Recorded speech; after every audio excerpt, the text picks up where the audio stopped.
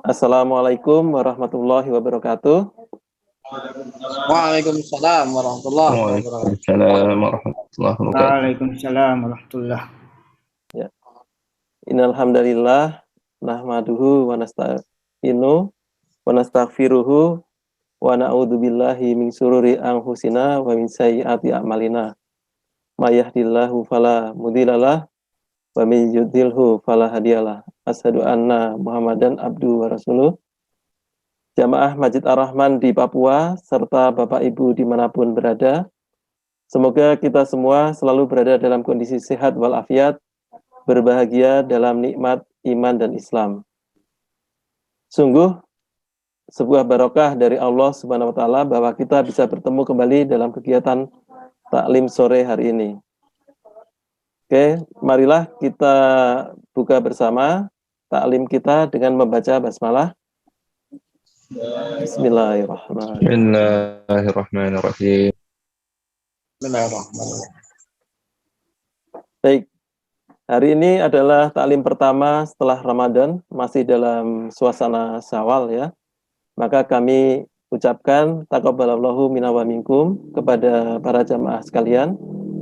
Mudah-mudahan amal kita selama Ramadan dan hari-hari berikutnya selalu diterima oleh Allah Subhanahu wa taala.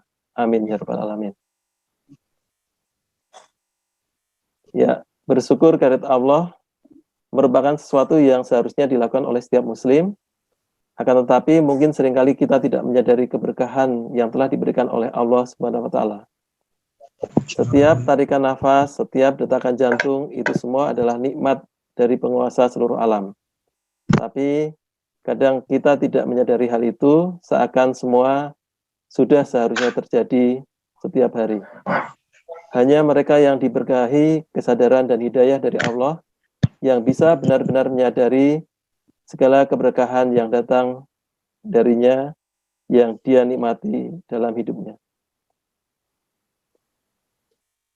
Banyak dari kita yang mengenal kata hidayah hanya bila ada kenalan kita yang berpindah masuk Islam gitu ya, dan kita ucapkan alhamdulillah akhirnya dapat hidayah.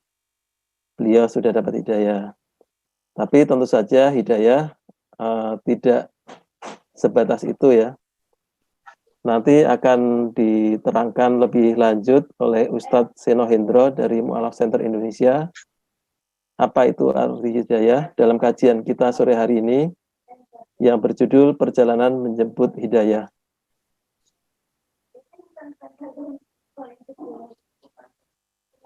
Sudah hadir. Monggo langsung saja kepada Ustadz Seno kami persilahkan. Ini saya yakin sibuk sekali ya Ustadz ya.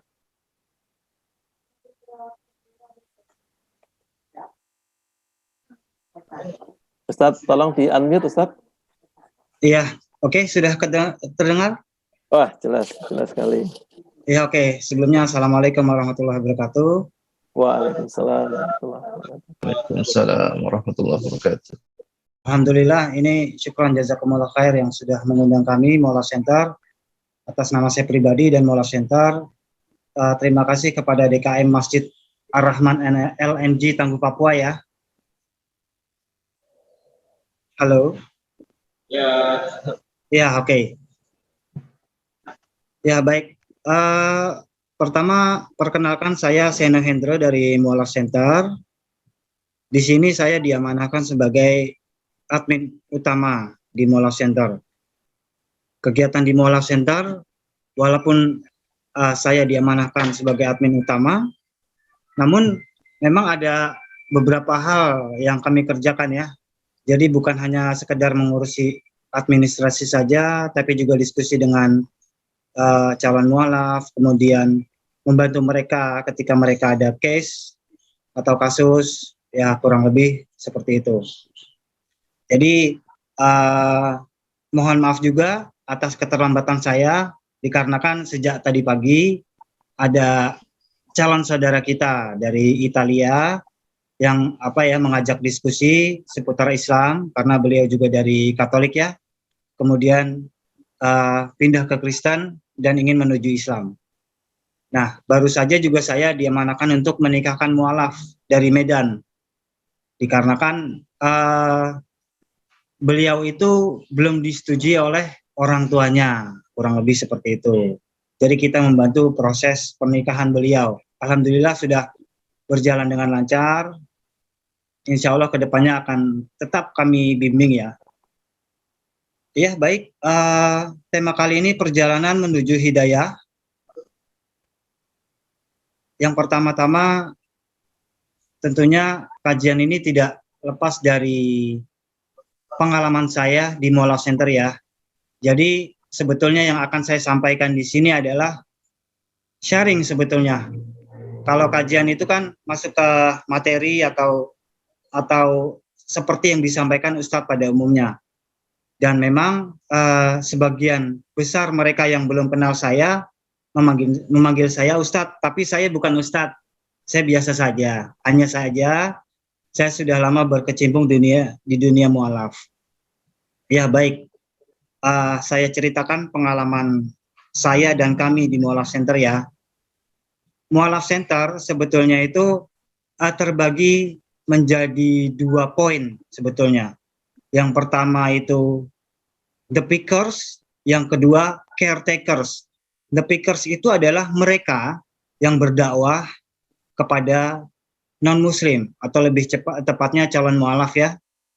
Kemudian caretakers itu pasca mereka bersyahadat. Jadi kita melakukan bimbingan, pembersamaan, membersamai mereka di kala mereka galau, terutama terhadap keluarganya, kurang lebih seperti itu.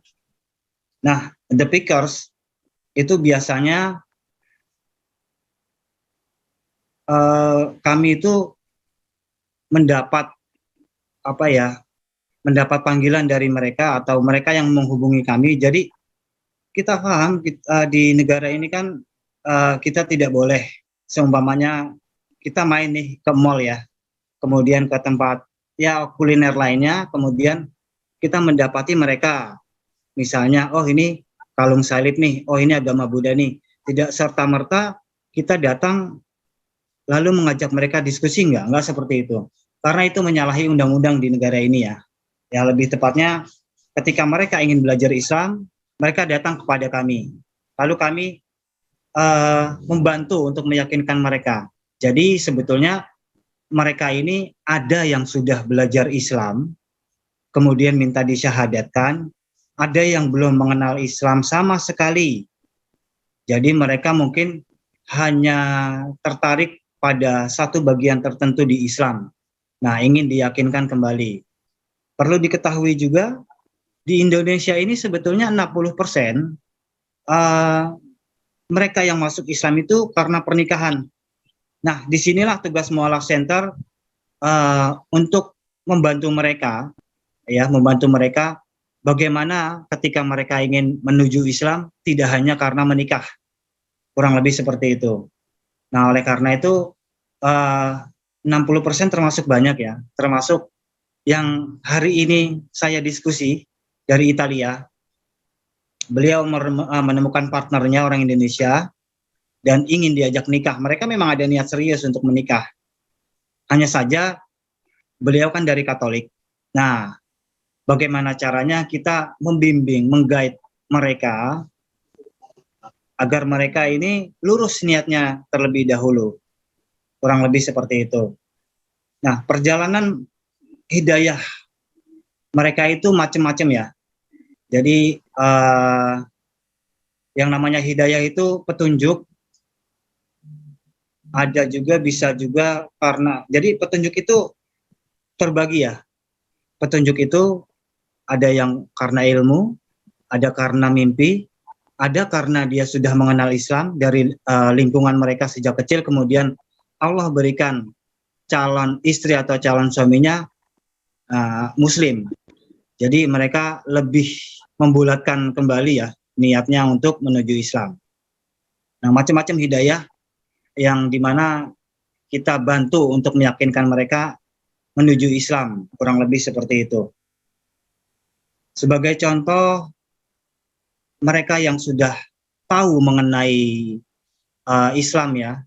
Mereka sudah belajar kurang lebih bertahun-tahun gitu. Sehingga mereka ada pertanyaan untuk sebelumnya bersyahadat. Misalnya pertanyaan itu seperti ini. Jadi ini orang yang sudah mengenal Islam ya.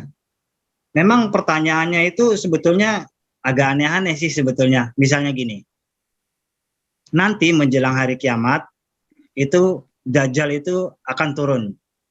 Nah, dia itu sudah mempelajari sampai ke situ ya. Lalu pertanyaan dia, ketika Dajjal turun, Dajjal itu tidak bisa memasuki kota Mekah dan Madinah. Lalu, bagaimana jika saya sebagai Muslim dan saya di Indonesia, nanti saya ketemu Dajjal dong.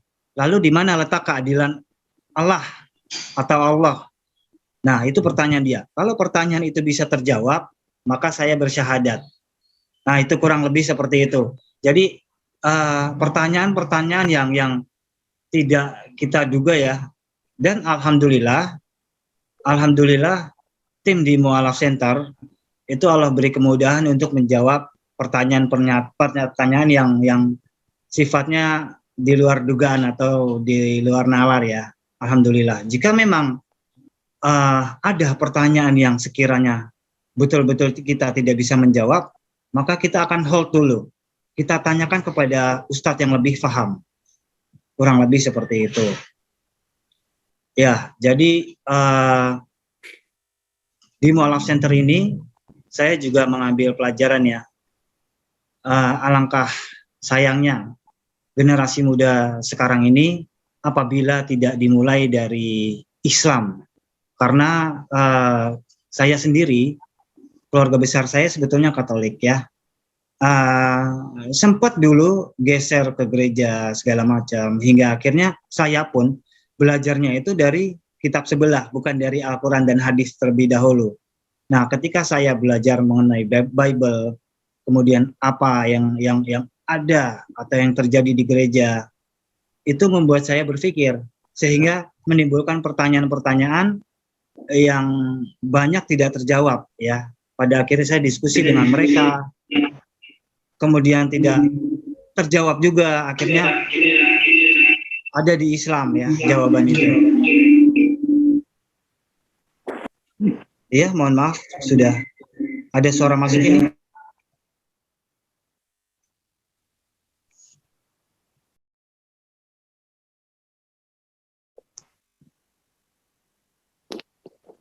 Udah dimatikan. Silakan, Ustaz. Iya, oke, baik. Baik, saya lanjut ya. Ini kurang lebih simpel. Jadi terkait generasi muda, memang kita bantu mereka seharusnya untuk fokus terhadap penguatan akidah. Kurang lebih seperti itu.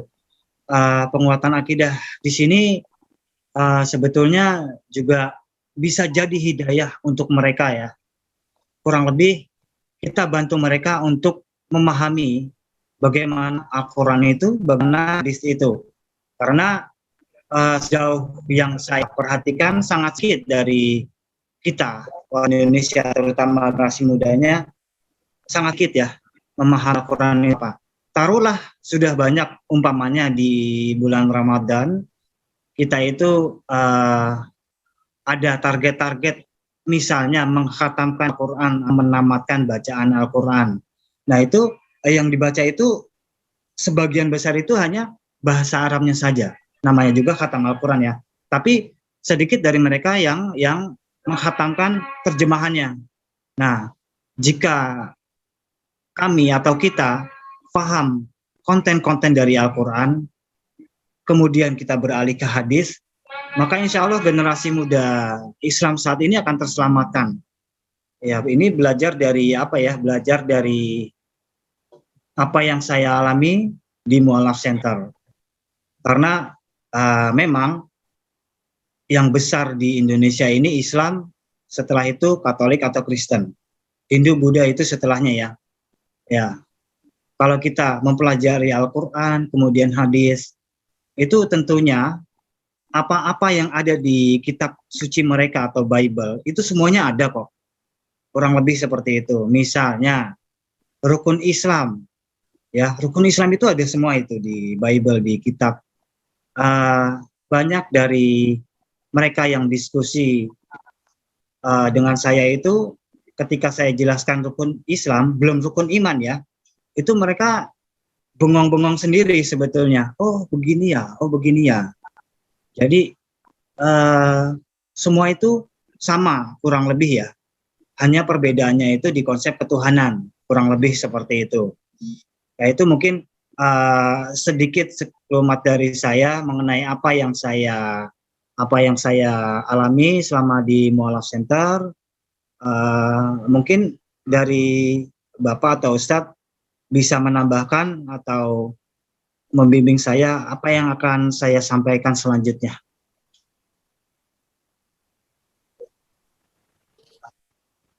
Ya, jadi begini, Ustadz Sino. Kadang-kadang kalau kebanyakan kita kan Islamnya itu dari lahir ya, warisan dari lingkungan kayak gitu. Nah, mungkin ini apa nih yang berbeda mungkin dari yang menarik ya, mungkin bisa dari Ustadz Sino sendiri atau Coach Stephen atau siapa gitu ya yang di Mualaf Center ya.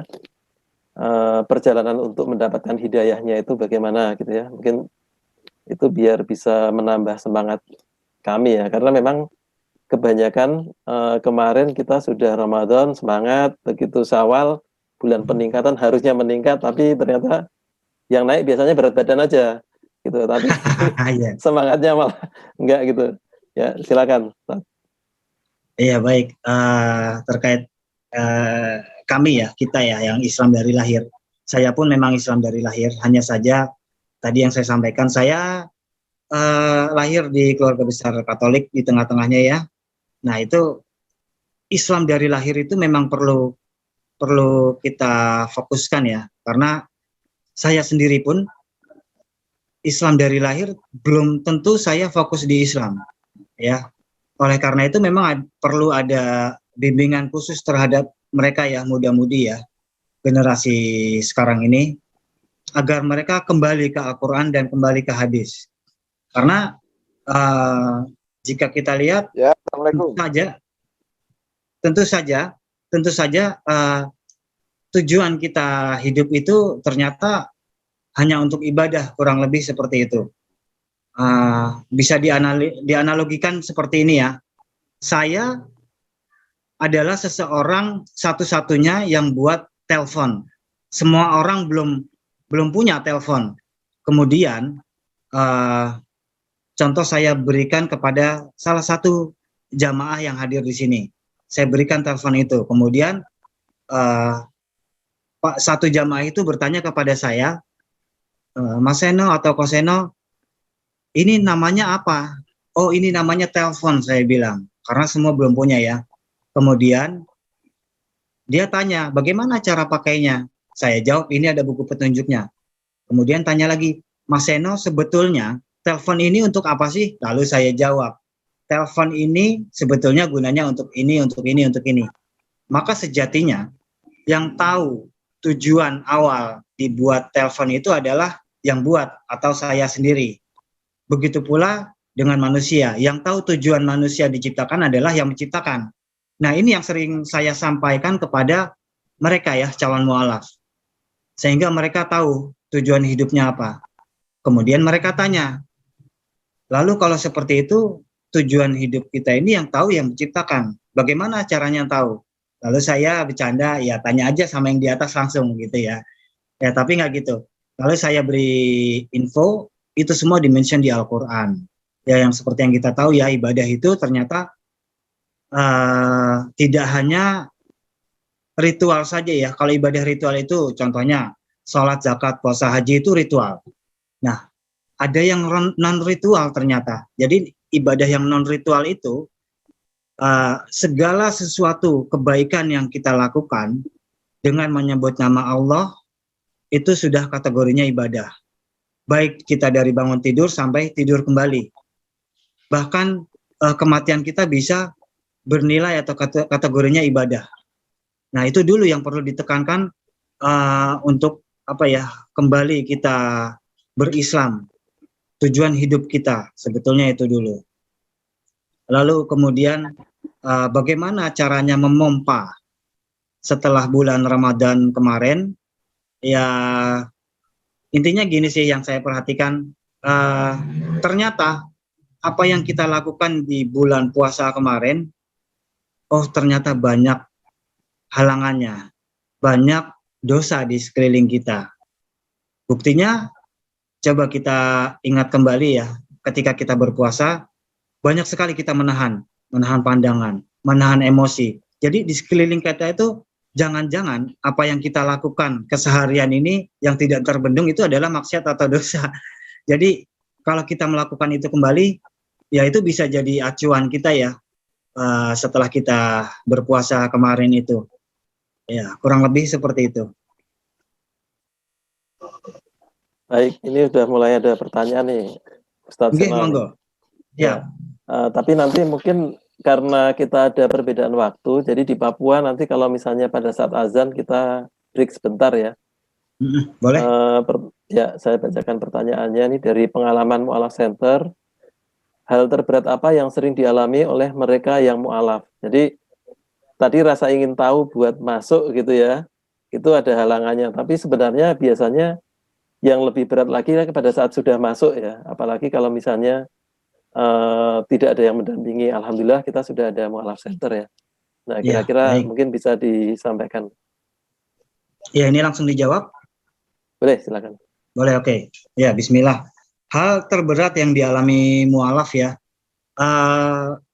sepanjang pengalaman saya, ujian mereka yang pertama itu terletak di keluarga. Yang kedua itu terletak di finance. Jadi itu saling berkaitan ya. Nah, misalnya ada keluarga yang tidak setuju terhadap kemu'alafan mereka. Nah, mereka itu kalau sudah menentang itu habis-habisan. Memang sih karakter orang-orang beda-beda. Tapi ini kita membicarakan hal yang terberat ya. Misalnya mereka ditentang keluarganya, ini pengalaman pribadi, pengalaman yang nyata. Dia ditentang keluarganya, kemudian dia juga bekerja di perusahaan keluarganya. Otomatis yang pertama didapat oleh mereka itu dicoret dari kartu keluarga, dicoret. Kemudian dia tidak mendapatkan apa-apa dari pekerjaannya, semua fasilitas ditarik, ya 0 rupiah ya, kurang lebih. Dan saya tekankan kepada mereka, memang menjadi Islam itu tidak mengantarkan kita untuk menjadi kaya. Tapi ketika Allah berkenan kepada kita, hidup kita itu akan berkah. Ketika Allah berkenan dan Allah ada di Al-Quran, Allah itu akan menyantuni hamba-hambanya yang bertakwa. Jika Allah sudah yang menyantuni kita, yaitu luar biasa. Nah, hal yang terberat kurang lebih seperti itu. Walaupun ada cerita yang agak ekstrim sebetulnya. Misalnya, ya bukan misalnya lagi, mohon maaf, ini nyata. Dia tidak disetujui keluarganya. Atau kemarin nih, kasus kemarin, seorang istri masuk Islam menjadi mu'alaf, kemudian ketahuan sama suaminya, ya. Nah itu suaminya ngamuk, kemudian ya perlakuan kasar ya, aniaya, wajahnya istrinya itu dibenturkan ke tembok beberapa kali, kemudian diseret ke tembok, kemudian setelah itu dilempar pakai helm ke wajahnya. Jadi wajahnya itu sudah penuh darah. Ketika itu dia hanya mengirimkan SOS seperti itu ya di WhatsApp. Ya, kami khawatir ada apa-apa. Akhirnya dia berhasil kontak temannya kontak kita, ya. Itu kejadiannya di daerah Tebet, ya, di Jakarta. Kita samperin ya, itu istrinya. Setelah kita ketemu, betul dia berdarah-darah dan ya kita tutup wajahnya menggunakan masker. Setelah itu kita cari suaminya kabur. Nah, kita bawa ke rumah sakit ya untuk diotopsi. Ya. Ada pertanyaan lagi. Ya, silakan. Oke, ada titipan. Nah, biasanya kan yang tadi katanya ada yang penasaran gitu ya. Mungkin ada pengalaman dialog keimanan apa yang paling berkesan gitu. Jadi orang nanya tentang keimanan pas mau masuk gitu. Apa nih yang mungkin Oke, dialog pernah disampaikan keimanan. calon mu'alaf? Ya. Baik, ya dialog keimanan yang paling berkesan itu ketika di tahun 2018 ya, itu saya masih kerja di Cikni. Dia menghampiri saya untuk berdiskusi. Dia penginjil ya, seorang penginjil ya. Dan memang sebetulnya pencarian dia itu pencarian untuk mencari Tuhan. Yang mana yang harus disembah, Tuhan mana ini gitu ya. Nah, itu hingga dia itu mengambil keputusan sebelum bertemu dengan saya, apakah saya akan ke gereja ortodoks atau ke Mualaf Center bertemu dengan saya. Karena sepengetahuan dia yang lebih mendekati apa yang dilakukan oleh Yesus atau Nabi Isa, bagaimana tata cara ibadahnya itu ortodoks. Ya, kemudian dia juga menangkap ibadah ortodoks itu kurang lebih sama dengan Islam ya. Jadi itu diskusi yang paling berkesan dengan beliau, menghabiskan waktu 5 jam. Setelah sebelumnya dia 5 jam. Jadi sebetulnya ada perbedaan ya yang terjadi di antara WNI dan WNA ya. Kalau WNA itu warga negara asing itu ketika mereka berdiskusi, mereka lebih open mind atau lebih menerima karena mereka mengkosongkan dulu ya.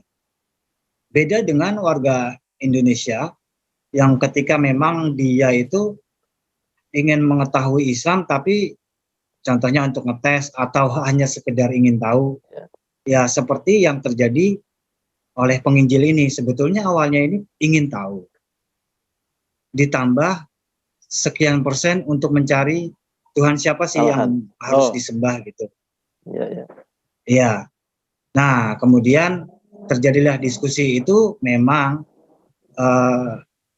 buka Bible, buka Al-Quran. Ya, kami juga menghadirkan mualaf pada saat itu ya. Jadi itu intinya ketika setelah berdiskusi dia itu saya minta untuk berpikir secara logik, tidak menggunakan perasaan. Karena yang terjadi di Indonesia ini kebanyakan mereka baper, udah baper duluan. Contohnya begini, sang penginjil ini ketika setelah selesai diskusi, dia tahu ya kebenaran Islam itu, dia tahu. Namun yang terjadi adalah bapernya itu seperti ini. Saya sudah hidup sekian lama dan sudah ditolong oleh Yesus. Dia rela berkorban demi saya untuk mati di kayu salib, di tiang salib. Nah, itu yang menjadi kegundahan dia karena saat itu berbenturan dengan ilmu yang sudah dia miliki ya. Nah, saya minta kepada dia untuk merenung ya, 10 menit saya bikin kopi. Setelah itu pesan saya adalah jangan gunakan perasaan tetapi gunakanlah ilmu. Baik, kata dia gitu. Oke, saya tinggal 10 menit, saya datang dengan membawa kopi, saya tanyakan bagaimana. Ya oke, saya bersedia menerima Islam. Nah, tapi pun syahadatnya itu, waktu syahadat mengucapkan kalimat syahadat itu agak berat. Kenapa? Ya bapernya itu tadi. Saya sampaikan jangan baper, tolong dengan ilmu saja. Akhirnya syahadat sambil nangis-nangis gitu. Karena dia merasa dia meninggalkan Yesus atau Nabi Isa. Padahal enggak sama sekali. Justru dia mengikuti full apa yang disampaikan ajaran Isa, Nabi Isa alaihissalam. Yang dilanjutkan Nabi Muhammad. Iya, diskusi keimanan itu sangat menarik ya karena kita membahas, kalau saya diskusi keimanan itu awalnya itu selalu membahas pertama itu tadi ya, tujuan hidup, kemudian membahas rukun Islam dan rukun iman. Karena kedua poin ini, rukun Islam dan rukun iman ini akan sangat menyentuh mereka di mana sudah mereka jalani selama ini di agama mereka. Gitu kurang lebih. Oke. Makasih. Sampai merinding tadi saya dengarnya itu. Baik. Kemudian ada titipan pertanyaan berikutnya. Nah, ini silakan. Tadi kan dibilang istrinya masuk Islam terus sampai dihajar, dilempar helm, padahal helm dipakai untuk pengaman, tapi kalau dipakai untuk ngajar jadi nggak aman Iya, ya. salah. Jadi Nah, nggak masuk ke wajah. Jadinya keluar. nah ini, jadi kalau dalam kasus seperti itu ya, Iya. suami istri salah satu masuk Islam, ini apakah mereka itu langsung bercerai, talak Mm-mm. 3, atau Mm-mm. sementara pisah rumah, karena kan Iya. ada yang berpendapat tidak boleh gitu ya, ada juga yang berpendapat oh kalau apa ahli kitab masih boleh dan Mm-mm. sebagainya gitu ya.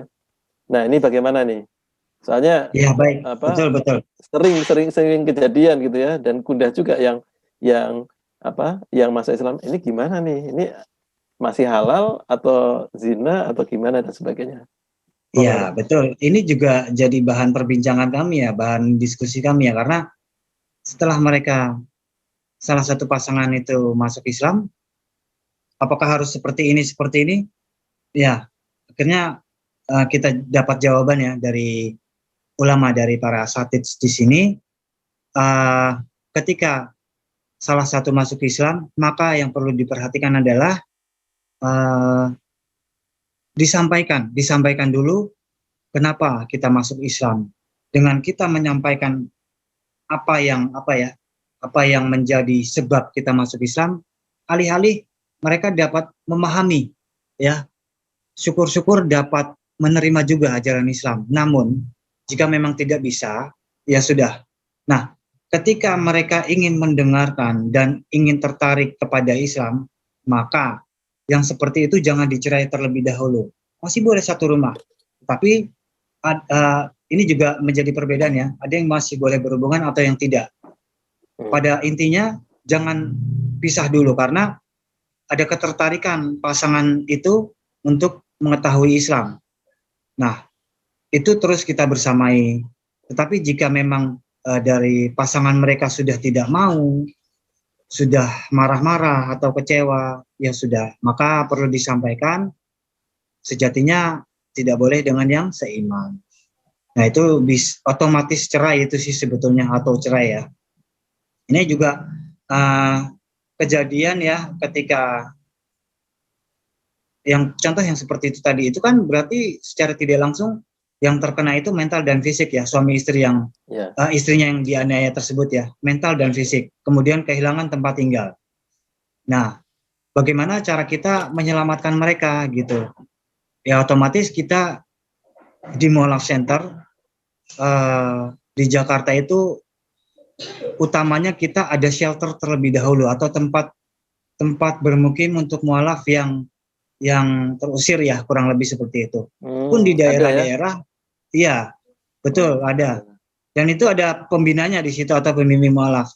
Pun yang di daerah-daerah juga kita arahkan seperti itu, kalau bisa ada dulu semacam tempat singgah untuk mereka. Karena prepare ya, ketika mereka terusir, dia akan tinggal di mana. Nah, pernah ada kejadian di suatu daerah, mualaf center terbentuk, namun belum ada shelter. Alhasil, salah satu pembina mualafnya merelakan tempat tinggalnya untuk dijadikan tempat singgah mualaf tersebut. Masya Allah. Itu kurang lebih. Ya, karena tadi itu kan kisah yang nyata kan, putri Nabi sendiri ya, Zainab binti Muhammad itu kan pada saat dia masuk Islam suaminya masih kafir, sehingga pada saat Zainab hijrah, tapi mereka tetap masih suami istri, nggak cerai, sampai akhirnya Abul As bin Arabi masuk Islam dan mereka bisa kembali menjadi keluarga lagi ya, yang saya baca seperti itu. Betul, tidak harus nikah ulang kembali, ya tinggal lanjut aja sebetulnya. Baik, terus kemudian ada pertanyaan juga. Nah, silakan. Kalau misalnya, nah ini kalau mu'alaf masuk Islam, itu apakah syahadat dulu, atau mandi dulu, atau gimana nih biasanya? Oh atau iya, baik. Syahadat wudhu, atau gimana? Ya, baik. Sebetulnya ada dua poin yang perlu diperhatikan bagi mereka yang sudah tertarik Islam ingin bersyahadat. Yang poin pertama itu mereka menerima Allah sebagai satu-satunya sesembahan. Kemudian yang kedua menerima Nabi Muhammad sebagai utusan Allah dan hamba Allah. Dua poin itu sebetulnya. Nah, bagaimana memang saya sering mendapatkan saudara-saudara kita ya ketika menemukan mereka yang hendak syahadat harus belajar sholat dulu, harus khitan terlebih dahulu, atau harus di masjid untuk bersyahadat. Enggak seperti itu. Kami punya komitmen yang terlahir dari pengalaman ya.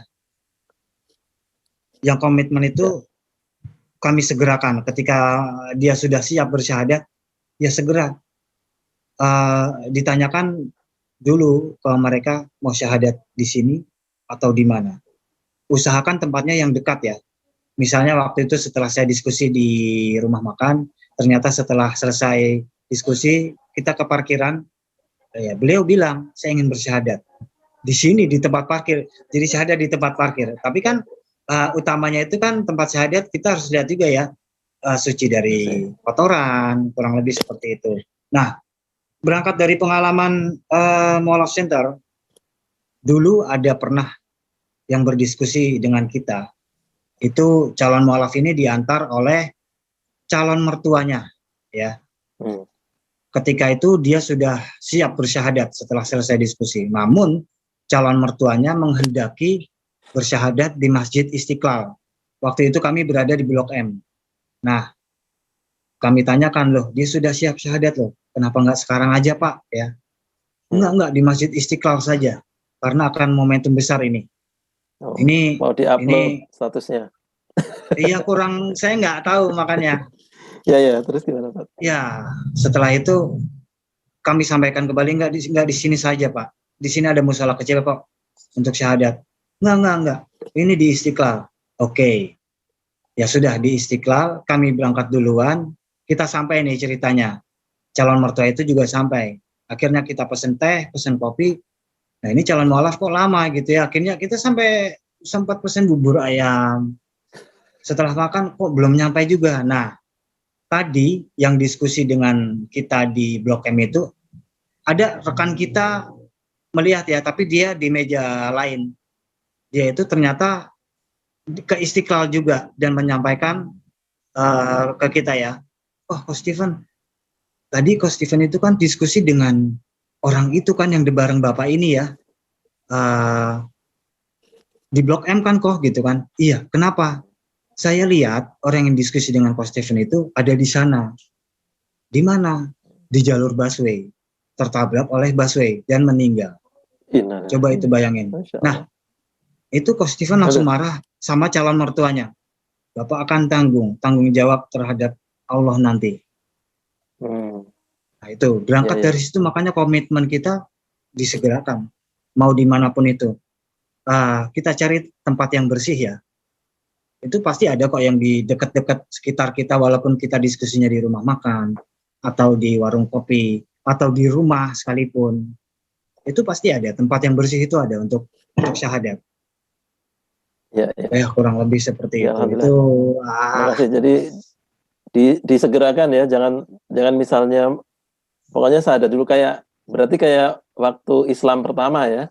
Islam pertama kan semuanya syahadat. Terus setelah itu ajaran ini, kewajiban ini dilakukan, suruh sunat. Iya, kalau betul gitu. Kalau kita sholat itu belajar ngaji itu bisa sambil berjalan sebetulnya. Itu proses, membutuhkan proses. Atau mandi tadi kan misalnya ada yang beranggapan kalau sebelum masuk Islam itu kan masih belum bersih, jadi harus mandi besar dulu ya, mandi junub. Iya, itu nanti. Udah mandi aja setelah syahadat. Kalaupun memungkinkan, misalnya ada di masjid ya atau mushola, boleh kita bimbing wudhu dulu. Jadi sebelum syahadat dia berwudhu dulu. Sekalian kita ngajarin wudhu dia. Nah, baru setelah itu praktis itu. Iya. Karena memang masuk ke masjid juga sunahnya juga wudhu kan ya. Iya. Bisa langsung diajak sholat juga begitu syahadat. Betul. Betul. Baik. Ya ini alhamdulillah nih yang di Tangguh juga sudah bergabung lagi ya setelah sholat Isya. Alhamdulillah. Isya atau maghrib? Isya ya? Isya di sana, beda jam. Jadi kadang kita jamaahnya ini ada yang pulangnya ke Aceh, jadi Aceh di situ masih siang, Di sana udah Isya gitu ya, beda 2 jam. Iya, betul. Oke. Baik, mungkin ini ada pertanyaan-pertanyaannya karena biar mudah semuanya dititipkan ke saya ini. Tapi Baik, nanti kalau silakan. misalnya ada pertanyaan-pertanyaan lanjutan mungkin bisa kami catat. Nanti Ustadz Buki bisa menghubungi Ustadz Seno ya. Minta misalnya jawabannya apa kayak gitu ya. Ini ada, mohon maaf nih agak panjang, Tat. Ini mungkin yang terakhir ya. Kan memang juga karena waktu ya. Kapan-kapan kalau ada kesempatan bisa ngobrol sambil ngopi sampai makan bubur, menarik juga itu. Anyway, kalau mampir ke sini saya buka kedai kopi. Insya Allah. Ini pertanyaan terakhir nih sebelum ditutup. Siap. Jadi kalau kita kadang miris sekarang ini kan yang Islam dari lahir tadi hidayah atau semangatnya itu segitu-gitu aja atau malah turun gitu ya. Terus kemudian kadang-kadang sesama Islam sendiri malah mengkafirkan. Ini kan kalau Ustadz Seno dan Coach Stephen itu kan luar biasa ya. Jadi yang kafir diislamkan gitu kan ya. Nah ini mungkin bisa disampaikan pesan-pesan untuk merawat hidayah Islam bagi kami ya, kebanyakan yang sudah dari lahir Muslim gitu ya, atau yang kami yang sudah Islam juga, karena memang kemarin juga beberapa ada mu'alaf juga di Jamaah Masjid Ar-Rahman gitu ya, sudah mu'alaf terus sudah sunat, terus sudah nikah juga gitu ya, beberapa di tahun ini gitu ya, alhamdulillah gitu. Silakan Tat, mungkin ada pesan-pesan yang ini untuk kami gitu ya. Baik, yang pertama saya ingin menyampaikan bahwa kita harus bersyukur. Intinya itu, kita melihat dari mereka yang mu'alaf, tidak semuanya mereka ibadah dengan tenang.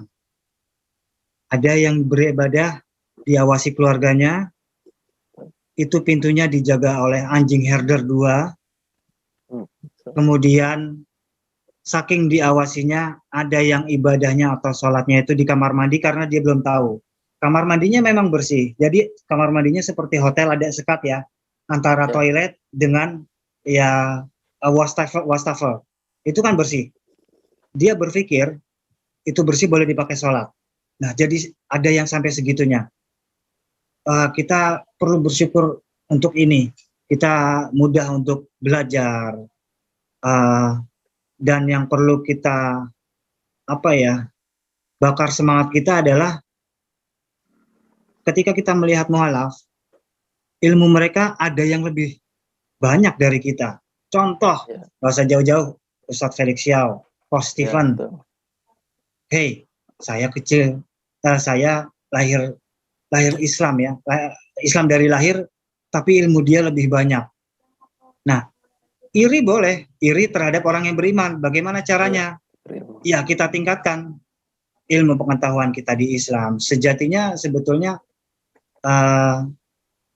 satu-satunya agama yang mewajibkan umatnya belajar itu di Islam sebetulnya. Ya. Yang tertulis di kitabnya ya. Iya. Gitu ya. Balik lagi sebetulnya. Mari kita kembali ke Al-Quran. Seberapa jauh kita mengenal Al-Quran? Sudahkah kita khatam bacaan Al-Quran terjemahannya? Lalu setelah itu kita bisa ke hadis, karena nggak semua orang, ya. Karena di Al-Quran itu semuanya ilmu ya sebetulnya ya. Kemudian kita baru merambah ke hadis, itu juga semuanya ilmu. Ya, Masya Allah, kalau kita mengetahui isi Al-Quran, itu serasa komplit hidup kita. Karena saya sendiri ini sedang membuat suatu buku, di mana buku ini nantinya isinya kurang lebih seperti daftar isi Al-Quran ya. Misalnya di Al-Baqarah ini ayat sekian sampai sekian bercerita mengenai ini. Ayat sekian bercerita mengenai ini. Jadi tujuan saya adalah memudahkan kita, generasi muda atau yang belum tahu, memudahkan untuk mengetahui apa sih konten-konten Al-Quran. Saya ingin membuat buku seperti itu. Hanya terjemahan Indonesianya, bukan bahasa Arab. Mungkin nanti setelahnya terjemahan ke bahasa Jepang atau ke bahasa Inggris. Karena Amin. oke, kita wajib untuk membaca Al-Quran bahasa Arabnya, tapi kita diwajibkan juga, justru diwajibkan untuk mentadaburinya, mengetahui isinya. Gitu. Jadi pesan dari saya itu, kembalilah ke Al-Quran, karena ya berangkat dari situ ya kejayaan Islam ya, baik di masa kenabian, kemudian khalifah, kemudian tabi'in, dan seterusnya, itu kembali ke Al-Quran, dimulai dari Al-Quran. Itu kurang lebih.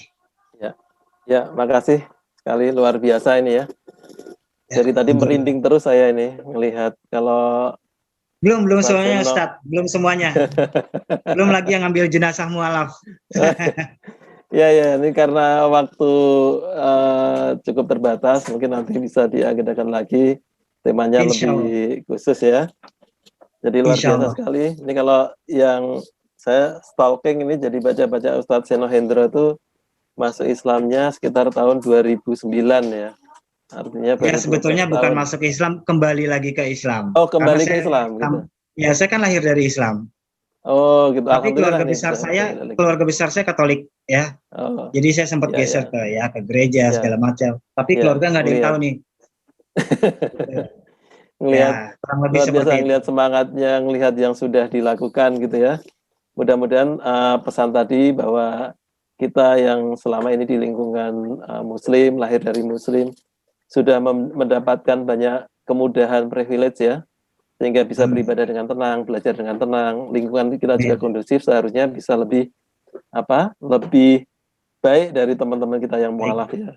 Harusnya seperti itu ya. Insya Allah. Baik, terima kasih. Ini mungkin karena waktu di Indonesia bagian Barat sebagian sudah mulai masuk maghrib ya. Ya, maka sekali lagi saya ucapkan terima kasih pada Ustadz Indro, juga kepada para jamaah Ar-Rahman semuanya yang hadir. Mudah-mudahan ilmu ini bisa bermanfaat bagi kita semua untuk menambah semangat kita dalam beribadah dan selalu mempertahankan hidayah supaya tetap ada di hati-hati kita. Amin ya rabbal alamin. Amin ya Allah, semoga kemudian, istiqomah hingga husnul khatimah. Amin. Amin. Kita tutup kajian pada sore hari ini. Kami selaku moderator kalau ada kesalahan mohon maaf yang sebesar-besarnya. Mudah-mudahan apa yang kita pelajari ini menjadi ilmu yang bermanfaat bagi kita semua. Amin, Mari ya kita tutup bersama dengan doa kafaratul majelis. Hamdalah. Subhanallah walhamdulillah. Wa bihamdika asyhadu alla ilaha illa anta astaghfiruka wa atubu ilaik. Alhamdulillahirabbil alamin. Alhamdulillahirabbil alamin. Jazakumullah khair. Assalamualaikum warahmatullahi wabarakatuh. Ya, waalaikumsalam warahmatullahi wabarakatuh. Terima kasih.